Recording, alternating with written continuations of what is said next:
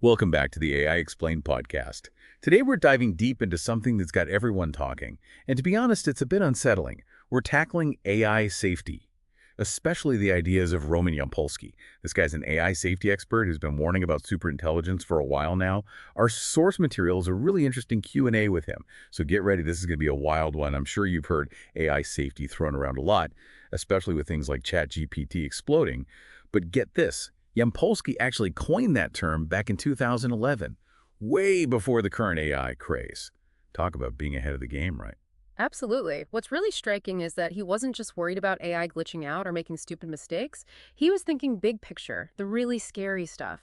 What happens when AI gets so smart it leaves humans in the dust? That's what AI safety was all about for him, and it's even more relevant today. Okay, so let's unpack that a little. We've got AI writing poems, composing music, even diagnosing diseases. Pretty amazing, right? But where does this superintelligence fit in? Is that something completely different? It is. Think of it this way.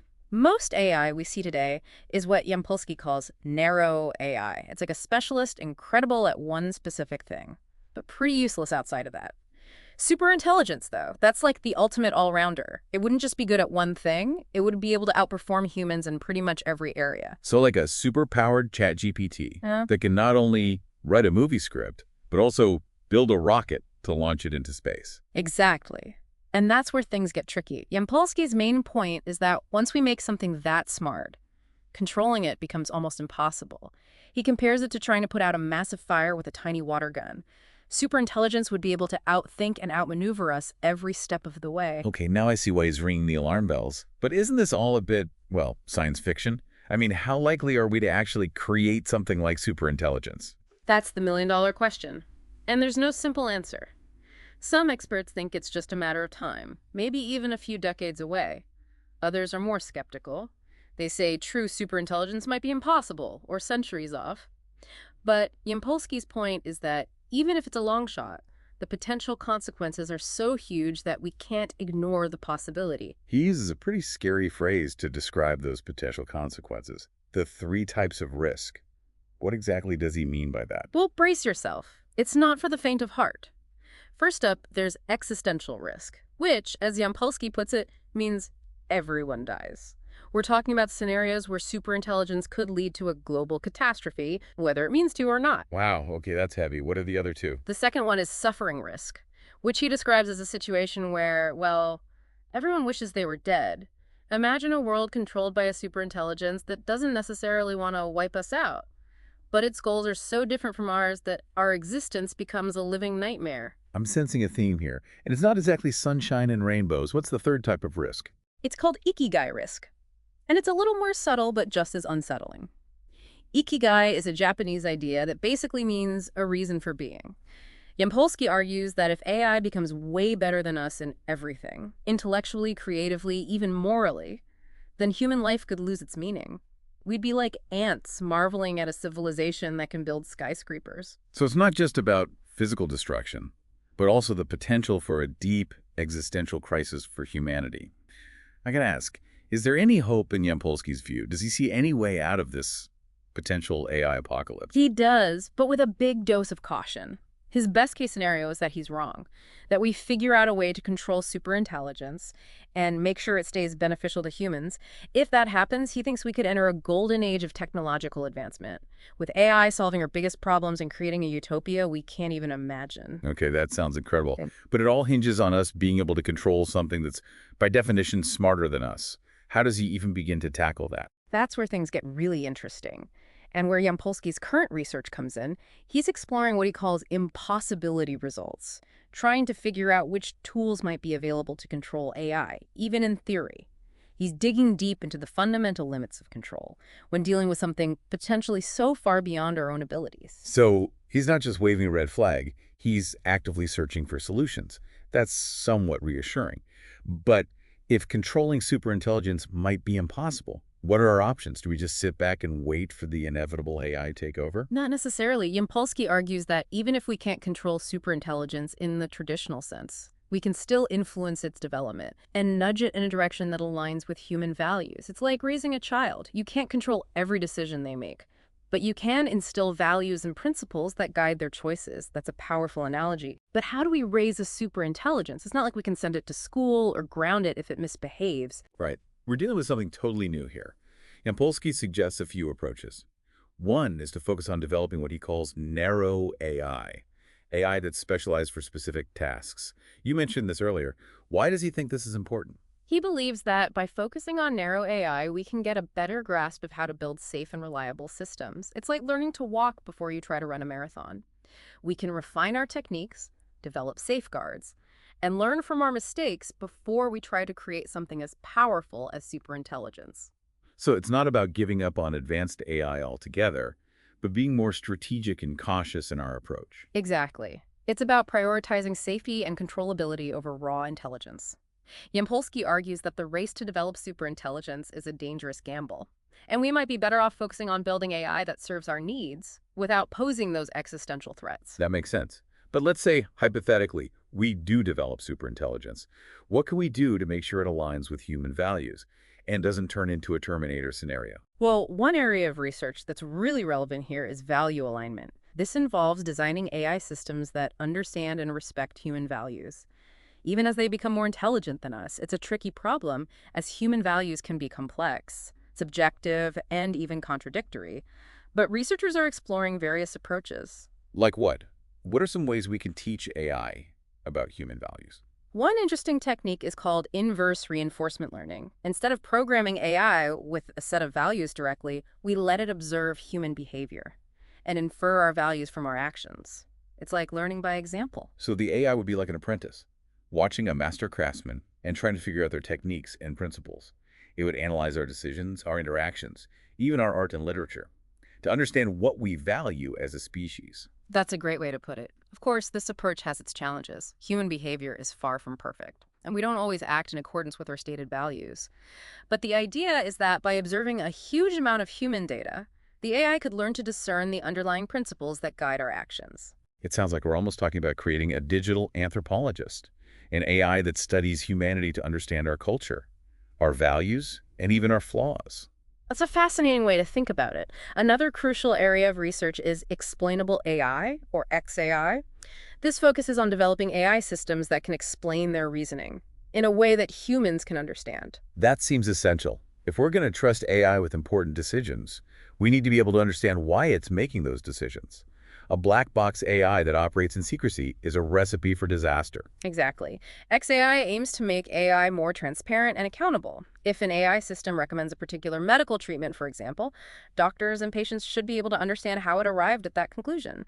This not only builds trust, but also allows for oversight and potential correction if the AI makes a mistake. So it's about lifting the veil of secrecy and making sure AI is working with us, not against us. But even if we develop AI that understands our values and can explain its reasoning, there's still the question of control. How do we prevent superintelligence from becoming so powerful that it simply ignores our wishes? That's where things get really tricky. There's no easy answer. And some experts believe that true control over superintelligence might be impossible. Yampolsky acknowledges this challenge, and that's why he emphasizes the importance of slowing down the race to develop superintelligence. He believes we need more time to research these fundamental control problems before we create something that could potentially slip out of our grasp. He uses another analogy that really struck me. He compares developing superintelligence to building a rocket without first ensuring the landing system works. It's a high-stakes gamble with potentially catastrophic consequences. It's a powerful metaphor, and it highlights the need for caution, for prioritizing safety over speed. He also advocates for strong government regulation of AI development, similar to how we regulate nuclear technology or pharmaceuticals. So it's not just about self-regulation within the tech industry. We need independent oversight to ensure AI is developed responsibly and ethically. Absolutely. Yampolsky argues that the potential risks of uncontrolled AI are so significant that we can't afford to leave it solely in the hands of private companies. We need governments to step in and establish safety standards, require rigorous testing, and potentially even limit the development of certain types of AI if the risks are deemed too high. It sounds like he's calling for a global conversation about AI, a recognition that this technology has the potential to impact all of humanity, and we need to work together to ensure its use for good, not for harm. Precisely. He believes that the future of AI is not predetermined. It's something we have the power to shape. but it's going to require a collective effort, a willingness to engage in difficult conversations, and a commitment to prioritizing human values and well-being above all else. A lot to consider. Yeah. We've talked about the potential risks of superintelligence, the need for caution and control, and making sure AI aligns with human values. But it's not all doom and gloom, right? There's some really exciting possibilities if we get this right. What are some of the potential benefits Yampolsky sees in the future with advanced AI? Oh, absolutely. Yampolsky is actually pretty optimistic about the potential of AI to solve some of humanity's biggest challenges. Imagine a world where AI helps us cure diseases, reverse climate change, and get rid of poverty. AI could revolutionize healthcare, education, transportation, and countless other fields. It's almost like a sci-fi utopia, where technology frees us from the daily grind and lets us focus on higher pursuits. Exactly. And it's not just about material progress.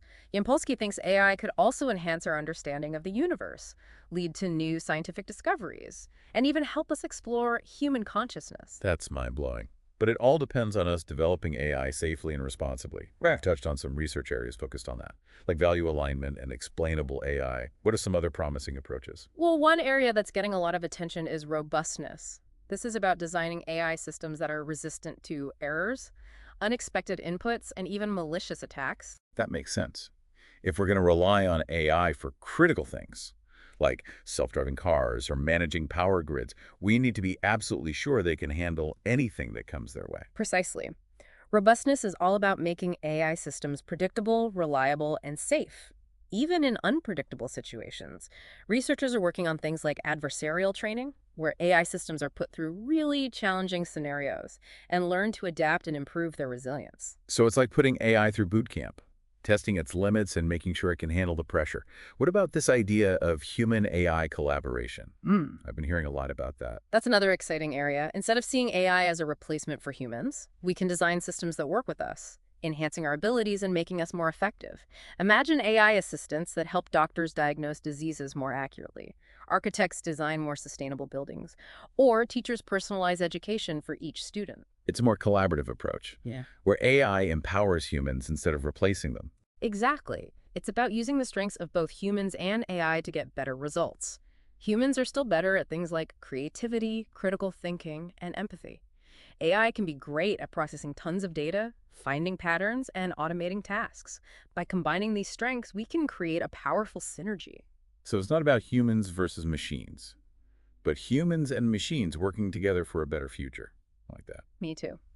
And it's not just about technological advances. We also need to think about the ethical and societal impact of AI. How do we make sure AI benefits everyone, not just a select few? How do we stop AI from being used for bad things, like autonomous weapons or surveillance systems that violate privacy?